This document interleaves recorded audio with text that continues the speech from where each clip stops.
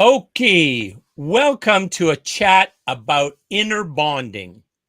This is my bride, Carola. You've met my co-host before, the lovely Diane McConnell, PhD. So what we decided we're going to do is run a 6-series discussion about this free ebook. And I know there's so much free things on the internet, but this is one that I thought, oh my goodness, this is an amazing book, great insights in it. And I actually found it on what's it called? Unlock Your Feminine Power. I was watching the Unlock Your Feminine Power series. And,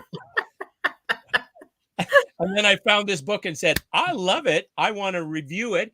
Chatted with my bride, Carola, chatted with Di, and we said, let's do this.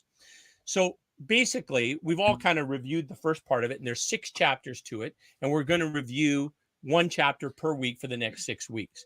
And it's really just kind of an open discussion, and we would welcome your comments, your thoughts as well. So if you're here and you got some ideas, share it with it as well, please. So, Carola, what do you want to comment about on this book so far? Do you want to start? I don't have an opening comment. You don't have an opening comment. All right. Well, one thing I do. What do you think of this idea, Don? As I read it, one of the things she's saying is healing requires a belief, a spiritual belief, a belief in a higher power. That's the way that I heard that she was saying. Does that?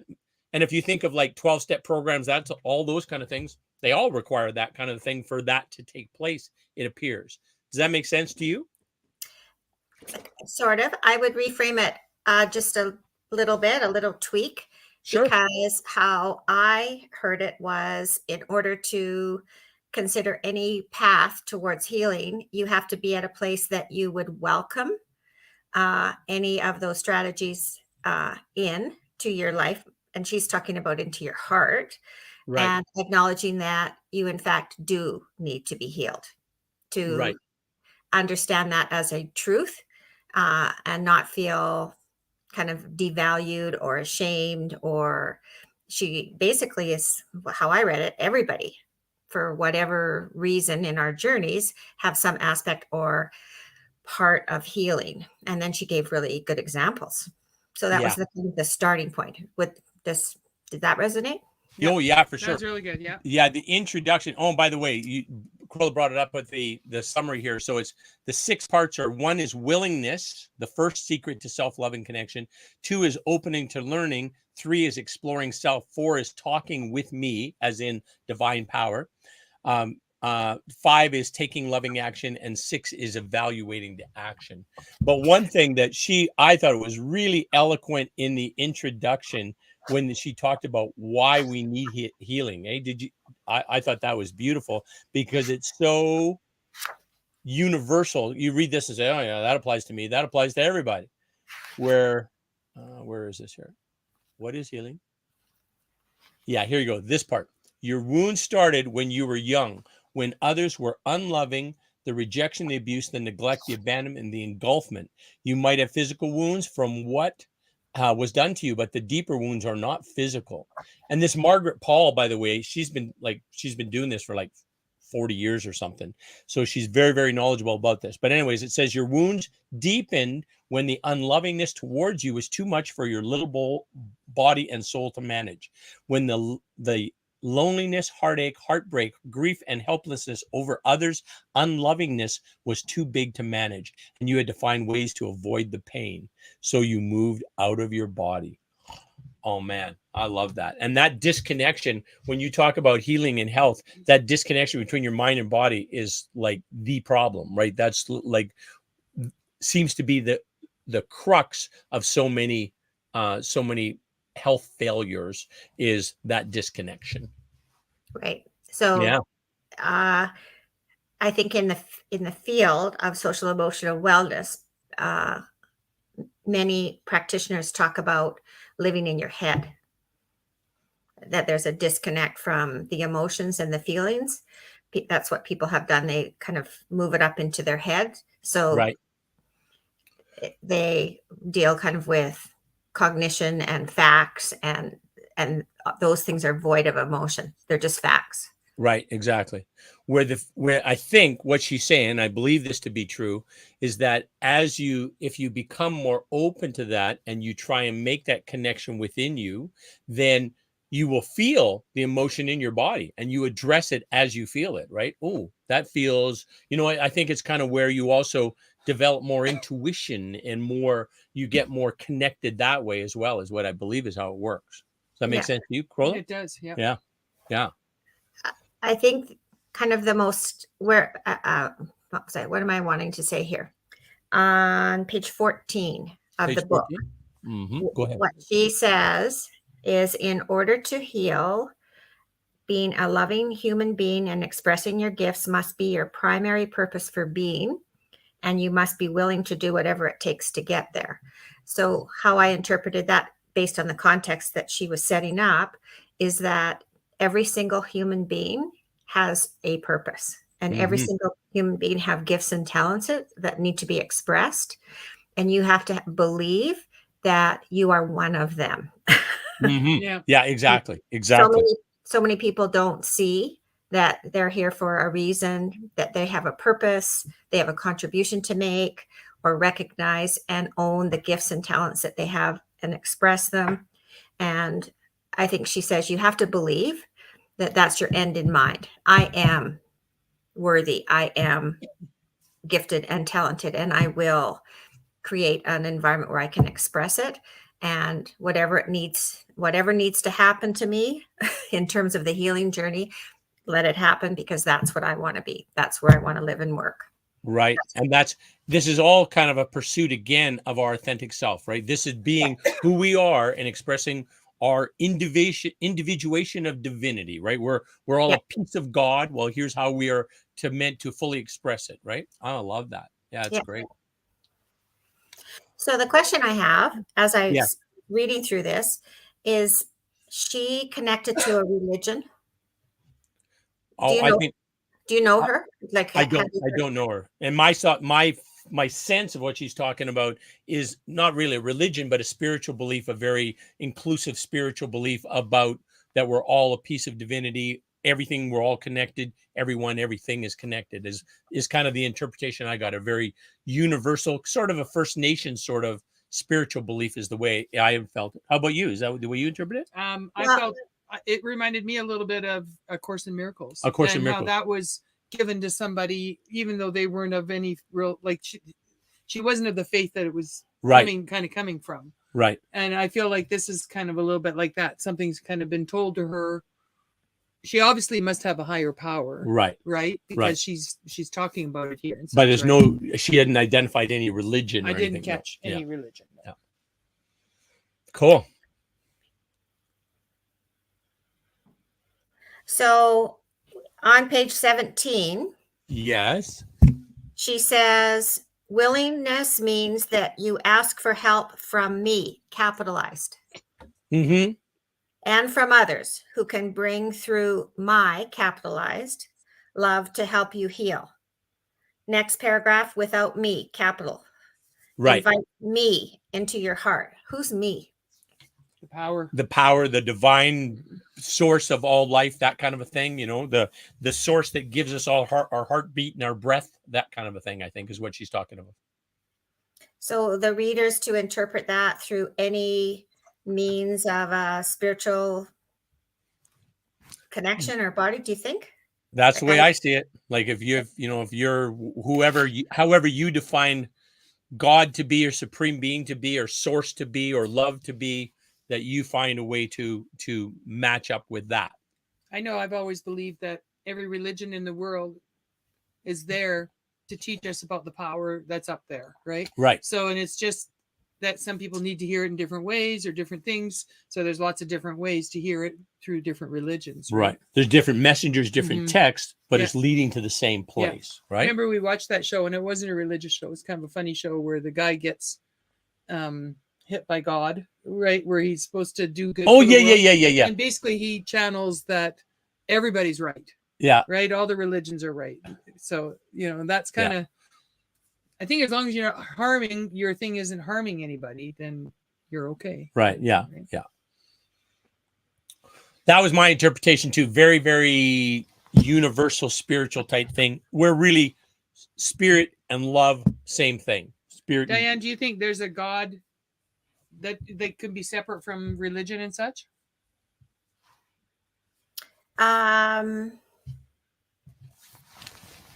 That's a really good question, because I know through kind of thought leaders, spiritual leaders, they talk about spirit. They talk about essence. They talk about quite often they talk about the Trinity, right? Yeah. Mm-hmm. But yeah. So maybe you're right. I think that, and the interpretation is that it's all a part of us, that it doesn't exist outside of us, that we are a physical and a spiritual being together. Yeah. And what's happened to many, many, many physical beings is that they've been really disconnected from their spiritual self. Right. And that there needs to be a union, and that I think there's all kinds of reasons for that. And she talks about it here in terms of moving it up into the head, and so that you don't access those emotions. Mike Dooley, he talks about emotions as signals into belief systems that you've created that could be faulty. And that if you have an agitated, irritated emotion, it's pointing you towards a limiting belief that you have, that you've agreed to, that's not necessarily true. And in order to kind of self-correct and get back on to a path of self-actualization, you need to challenge that limiting belief and look for the truth, or ask yourself, why do I believe that? Lots of people say, I don't know, it's just always been. That's the way it is. Yeah. Right? Yeah. On that same vein, let me tell you about an experience I had last night. I was watching this program through Mind Valley through, I can't remember the guy's name, Vishwa something. Vishen something. He's got the most amazing voice, this man, on Mind Valley. But he was interviewing, what's her name? Marissa Peer. And Marissa Peer is a self-hypnosis, go through this process of find things in your past that were limiting, that where these self-limiting beliefs were created. And so basically it's a self-hypnosis process. It's a free type of a thing that she does. And then she kind of has 3 attempts to bring you back to an event where, this thing happened, that kind of a thing. And it was a very powerful experience, a free thing that I just tried it yesterday. And it was quite liberating to say, kind of scan through and say, here's where I can see where I created a belief at that time. What I actually thought of yesterday was an incident where my sister got hit by a car. And somehow in my mind, I attributed it that I wasn't the right human being. I should have been the big brother who looked after the little sister, and I didn't do that. And somehow that it's, my fault. I talked to my sister today and said, how did that work exactly when you got hit by the car? Because I don't remember. So we had a nice chat about it. But I think it was for me, a belief that was, hey, I was a kid. I was 6 years old. Or 8 years old. Did I do everything perfect? Was I a great responsible person? No, because I was 8 years old. So no, that didn't happen. So if I dropped the ball, I'm going to forgive myself. You weren't there, so you didn't drop the ball. Well, I think I was. She didn't think I'm there. I think I was there. So yeah. But anyways. Yeah. Well, the 4 Agreements. Have you read that book? Some of it, yeah. Yeah. It's beautiful. Dan Miguel. Yeah. Yes. Yeah. That's what he talks about in that book, is that we come into the world as babies void of a belief system. Pure essence, he talks about. And as you are influenced by the adults in your world that are caring for you, what you begin to do is agree to some of the things that they're teaching and telling you, to a point where they are your truth, which becomes an embedded belief. Yeah, so you've made these agreements about the truths that exist in the world. Right. And so the Mike Dooley now says that's why we often don't even know why we believe the things that we believe, because we made these agreements when we were just developing. But he said, use your emotions when are you getting triggered, or try to ask yourself, is this serving me? Or how is this serving me? And back up a little bit and discover if it's a limiting belief. Is it creating a barrier for you in becoming your best self, which I thought was really cool. So I took his workshop and kind of did some examples, and it was fascinating. Yeah, that's cool. Yeah, that's cool. Yeah. So what else should we talk about with our chapter 1? Oh, you know what, the thing, I don't want to skip over this because I thought this was eloquent. I started where she was saying about, we've always had these experiences, but then when she starts talking about how we act or how we behave because of those experiences, I thought, oh yeah, I can relate to that, because she talks about here. Oh, hang on, where is it? You know what I'm talking about, Crow? I'm not sure. Yeah, it's about where. Okay, here we go. So you learn to move out of your body and into your head to avoid the pain, and you learn to avoid and numb your feelings with sugar and other junk food, or with nicotine, alcohol, or drugs, or TV, or pornography, or other addictions.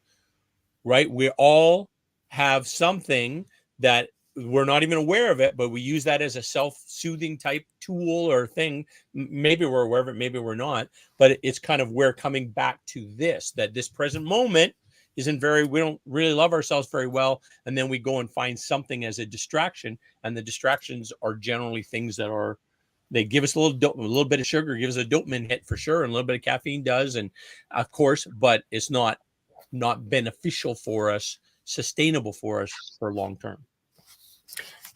So I think that's actually really true. I'm curious. I'm going to ask you a question. Yes.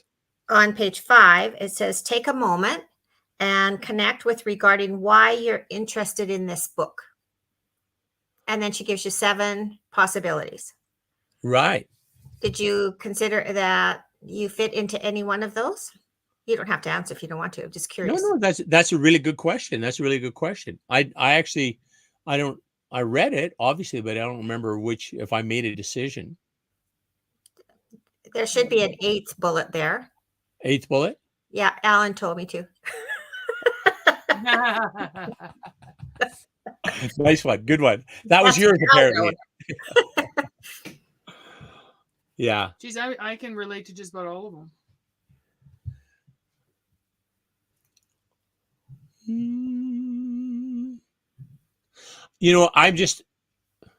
I think, Diane, you know this about me. Carola knows this about me. I'm a pretty simple guy. I like simple solutions. And I think that what this speaks to me so nicely is that about your relationship with yourself and your connection with yourself is like crucial to having the best, easiest, most enjoyable life possible, is kind of the way I perceive this.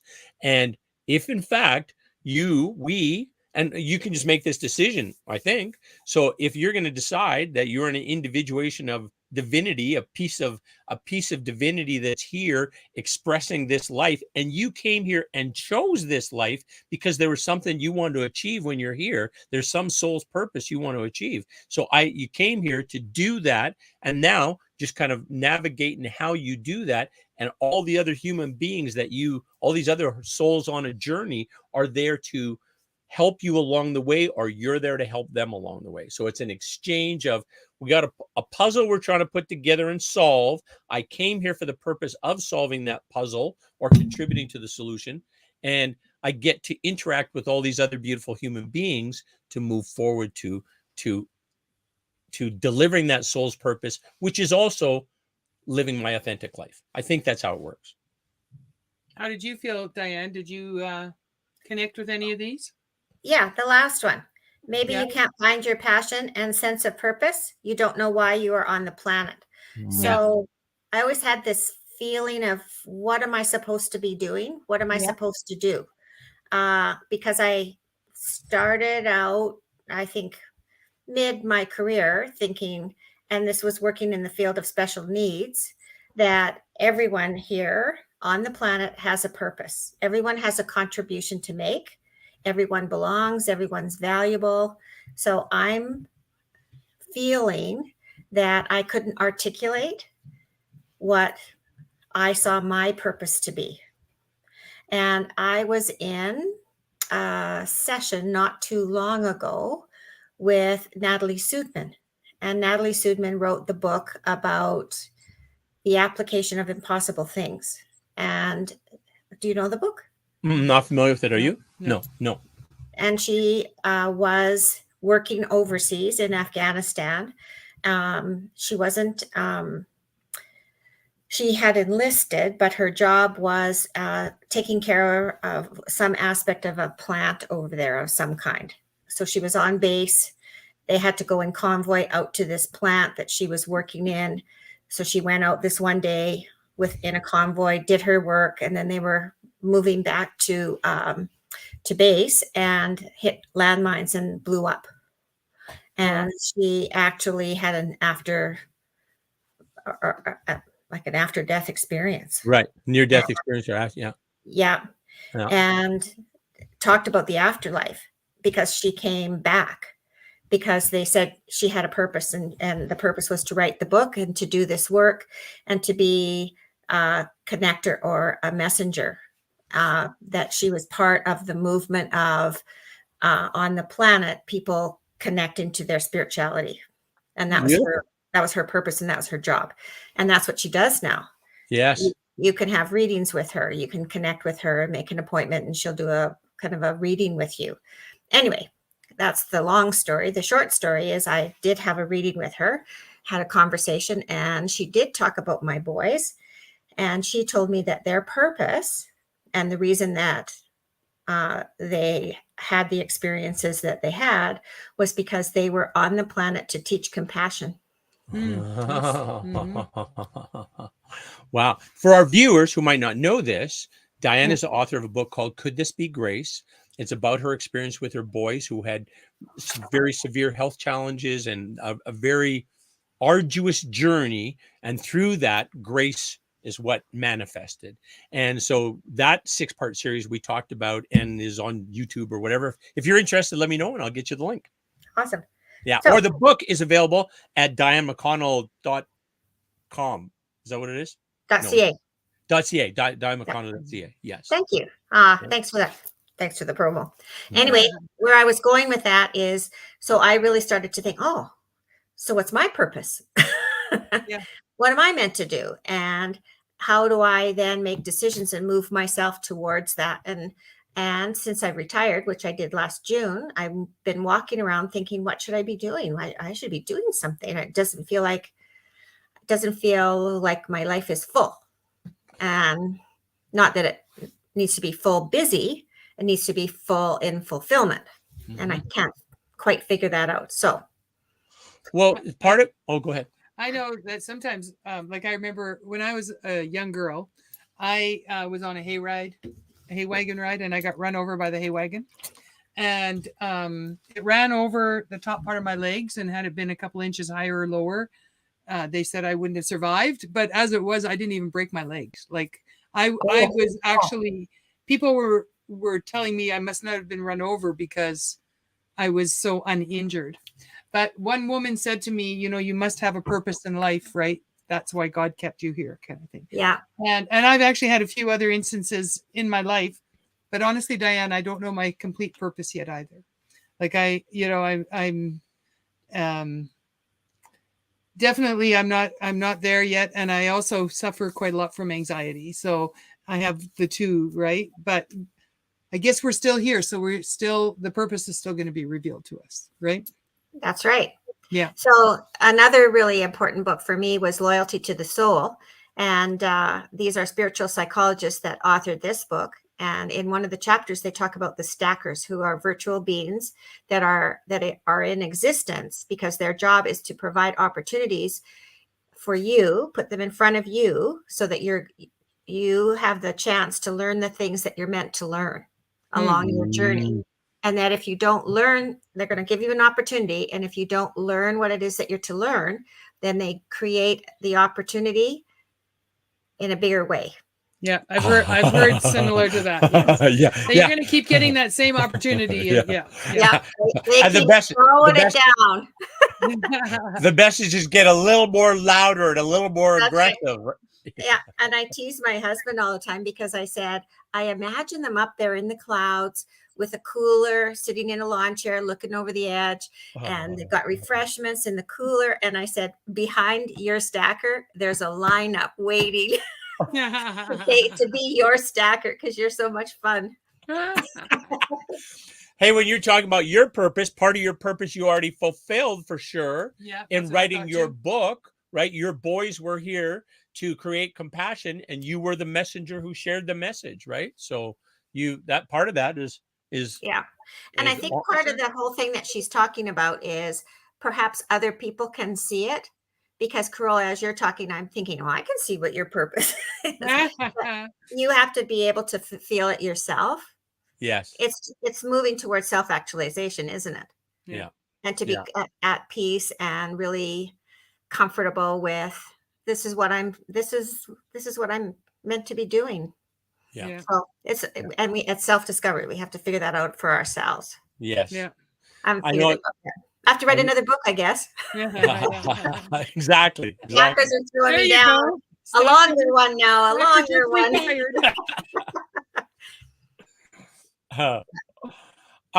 Well, anything else that we should chat for tonight, or is that got our start? We started off. I hope that's whetted some appetites for next week. Yes. One thing I did like when they talk about what is healing here. What page was that on? It's in the 7. She does talk about, like, when she talks about going to therapy, praying, affirmations, attending church, right? She says even though they do those things, they're still not fulfilled, right? They're still so it isn't church, right? It's a divinity. Yeah. And you have to want it to be something different for yourself, right? Yeah. You got to have an idea, which is leading us into the willingness. So stay tuned, folks. Mm-hmm. Yes. It is opening to learning. Oh, that should be good. It should be. It should be. So thanks for joining us, and keep well, and we'll talk to you next week. See you, Diane. Awesome. Bye. Bye-bye.